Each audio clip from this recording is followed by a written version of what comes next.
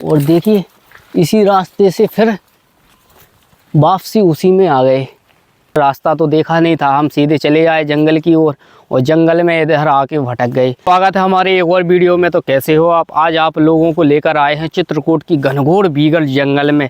और चित्रकूट से करीबन से जंगल में आए हैं हम 100 किलोमीटर अंदर। और देखिए दोस्तों, आज आप लोगों को दिखाने वाले हैं जहां से हमारे प्रभु श्री राम निकले हुए थे।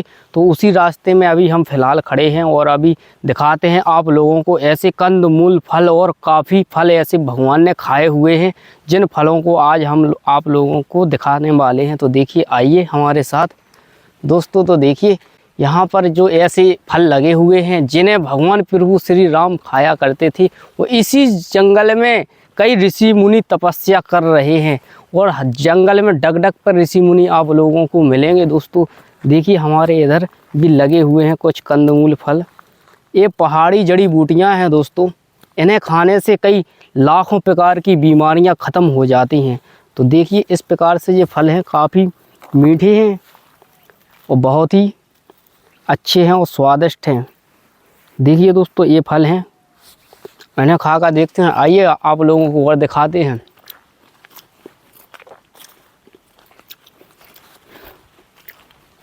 देखिए दोस्तों, ऐसे कांटों से प्रभु श्री राम यहाँ से पैदल निकला करते थे। और यहाँ पर काफ़ी प्रकार की झाड़ियाँ लगी हुई हैं और काफ़ी छोटे छोटे पेड़ पौधे लगे हुए हैं। और देखिए कितने कांटे वाले वृक्ष लगे हुए हैं। और एक इधर भी ये पेड़ लगा हुआ है, ये भी उसी का है और इसमें अभी छोटे छोटे फल हैं। दोस्तों अभी चलते हैं हम इस वाले रास्ते से। देखिए ये रास्ता कहाँ के लिए गया है। और जंगल में करीब से हम 4 घंटे से अभी भटक रहे हैं, हमें रास्ता दिखाई नहीं दिया है। और रास्ते में आ गए थे हम लोग सुबह से, और सुबह से अभी तक बाहर निकल नहीं पाए जंगल में और अभी यहीं पर भटक रहे हैं। दोस्तों देखिए, काफ़ी टाइम से हम निकल रहे हैं, कम से कम 4 घंटे हो गए हैं चलते चलते। और ऐसी वीरान जंगल में हम पता नहीं कहाँ भटक रहे हैं। और करीबन से आए थे हम 100 किलोमीटर अंदर जंगल में आगे घुसे आए, तो इधर से बाहर निकलने का कुछ रास्ता ही नहीं दिखाई देता। जिस रास्ते से जाते हैं वहीं वापसी घूम घाम कर आ जाते हैं। देखिए चलते हैं, आइए आप लोगों को दिखाते हैं। अभी इस वाले रास्ते में हम आए हुए थे और देखिए इसी रास्ते से फिर वापसी उसी में आ गए। पता नहीं कहीं भी जाते हैं, किसी भी रास्ते से घूम घाम कर वहीं पर आ जाते हैं। और देखिए दोस्तों, यहाँ पर काफ़ी पेड़ पौधे लगे हुए हैं हरे भरे ऐसे कांटों वाले। और ये कांटों वाले रास्ते हैं, पूरे कांटों वाले पेड़ हैं। ये कांटों वाले, देखिए कितने बड़े बड़े कांटे इसमें लगे हुए हैं। और इधर से जाते हैं तो हमें सारे कांटों वाले पेड़ मिलते हैं। तो हमारे साथ एक आज काफ़ी दिनों से फ्लॉट हो गया है, जो कि हमने किसी अनजान व्यक्ति से पूछा कि यहाँ पर कोई साधु संत रहते हैं। तो उन्होंने बताया हाँ इसी रास्ते से चले जाओ, पर हमने रास्ता तो देखा नहीं था, हम सीधे चले आए जंगल की ओर और जंगल में इधर आके भटक गए। ना ही हमें इधर कोई कुटिया दिखाई दी और ना ही कोई आश्रम दिखाई दिया। और हम ढूंढते रहे हैं लगातार, जो संत लोग हैं उन्हें ढूंढ रहे हैं जंगल में। तो हमें किसी भी अभी चारों दिशाओं में और सभी प्रकार के रास्तों में चल कर गए हैं और यहाँ पर ऐसा कोई रास्ता नहीं मिला जो कि हमें किसी संत के पास पहुंचा सके। फिर भी हम लगातार आप लोगों को कोशिश करते हैं संत लोगों से मिलाने की और उनके दर्शन कराने की। फिर भी हम चलते हैं, अभी इस साइड में मिलते हैं तो ज़रूर आप लोगों को दर्शन कराते हैं। आइए, सोच रहे हैं कि कोई ना कोई हमें मिल जाए ऐसा कि जो कि हमें महाराज जी के आश्रम तक पहुंचाने की मदद कर सके। दोस्तों ऐसे अनजानों व्यक्तियों की बातों में हमें नहीं आना चाहिए, जो कि हमें जंगल में भटका देते हैं और जंगलों में हमें रास्ता भी भटक जाते हैं तो हमें रास्ता मिलना नामुमकिन रहता है। देखिए दोस्तों, यहाँ पर गाय चल रही हैं और यहाँ हमें कोई ना तो ऐसा रास्ता दिखाई देता है जहाँ हम साधु संतों के स्थान पर पहुँच सकें। दोस्तों देखिए, हमें एक व्यक्ति मिला था यहाँ पर और काफ़ी समय हो गया चलते चलते, और हमें उन्होंने रास्ता बताया है कि आप इसी दिशा में इसी साइड में जाइए और आप लोग संत जी के पास पहुँच जाएंगे। तो दोस्तों चलते हैं। फ़िलहाल देखिए इधर से थोड़ी थोड़ी कुटिया दिखाई दे रही है और चलते हैं, महाराज जी मिल पाते हैं या नहीं।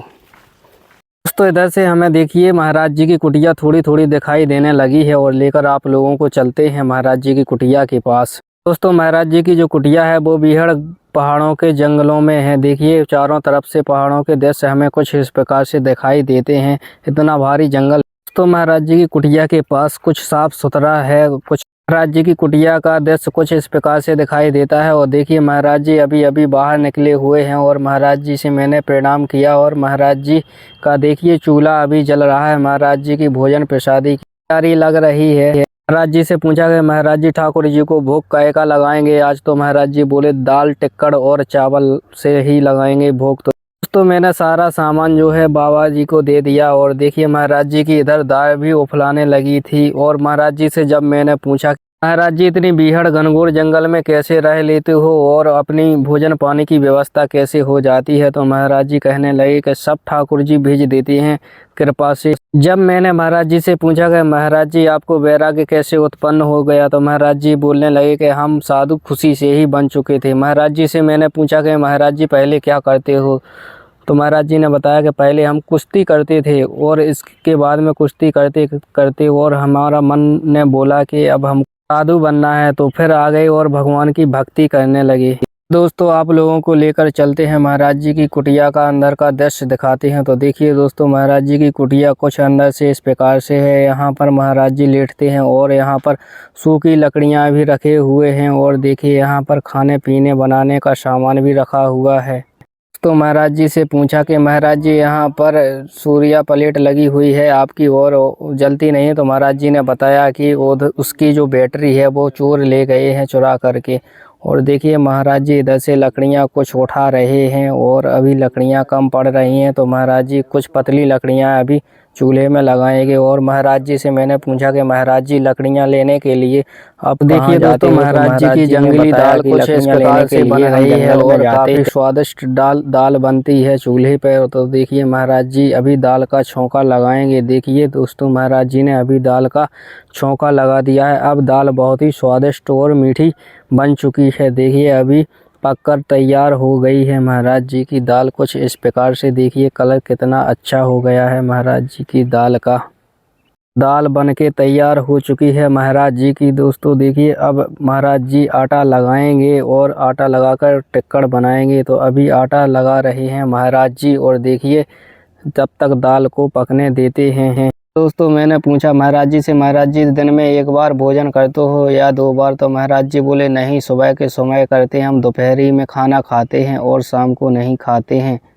देखिए दोस्तों अब महाराज जी की भोजन प्रसादी के बड़े बड़े टिक्कड़ बनने लगे और महाराज जी ने आटा भी काफ़ी अच्छा लगाया है और देखिए पतली पतली लकड़ियां भी लगाई हुई हैं। और देखिए दोस्तों महाराज जी जो रोटी सेंकते हैं तो तवा पे, तो तवा मिट्टी का है, मिट्टी के तवे में बहुत ही स्वादिष्ट रोटी बनती है। तो देखिए दोस्तों महाराज जी कुछ हाथों से रोटी बनाते हैं और टिक्कड़ कुछ इस प्रकार से बनाते हैं। देखिए दोस्तों और अब आग भी काफ़ी तेज़ी हो गई है और देखिए और यहाँ पर महाराज जी चमीटा से भी सेंकते हैं और अंदर से आग को बाहर निकाला और बाहर अच्छी तरह से पकने देते हैं रोटी को, फिर रख देती थी। मैंने महाराज जी से पूछा कि महाराज जी शाम को आप क्या खाया करते हो, तो महाराज जी ने बताया कि नहीं शाम के हम खाना नहीं खाते हैं, जितना खाना खाते हैं वो दोपहर में ही खा लेते हैं, शाम को नहीं खाते हैं, फिर तो भजन में मस्त रहते हैं तो भजन करते रहते हैं। दोस्तों मैंने पूछा कि महाराज जी से महाराज जी कभी कभी भूखा रहना पड़ता है या व्यवस्था हो जाती है भोजन पानी की, तो महाराज जी ने बताया कि नहीं कभी भूखे नहीं रहे हैं, ठाकुर जी सब कृपा कर देते हैं, कोई ना कोई